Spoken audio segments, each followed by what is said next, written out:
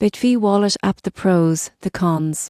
The BitFi Wallet app has sparked bold claims, calling itself the world's first unhackable wallet. But is that just marketing, or does it truly deliver next-level crypto security? Let's take a closer look at the pros and cons to find out. Starting with the pros, BitFi's biggest advantage is its security model.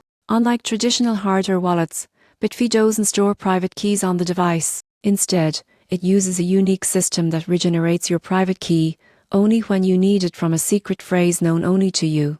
That means even if someone steals your device, they can't access your funds. Another strong point is ease of use. BitFi was designed to make hardware-level security accessible, with a simple interface and clear on-screen instructions. Even users new to crypto can navigate it without feeling overwhelmed. The wallet supports a wide range of cryptocurrencies and tokens, including Bitcoin, Ethereum, and ERC20 tokens, with continuous updates expanding that list. It also integrates with DeFi and dApp ecosystems, giving users flexibility beyond just holding assets. However, the cons are worth considering. The biggest criticism BitFi has faced is its unhackable claim, which has been challenged by several cybersecurity experts. While no major breaches have been proven, the claim itself drew controversy and skepticism. Another downside is that BitFi requires internet connectivity to operate. Unlike fully offline, air-gapped hardware wallets, BitFi connects via Wi-Fi, which introduces a small but notable security risk for purists. Finally,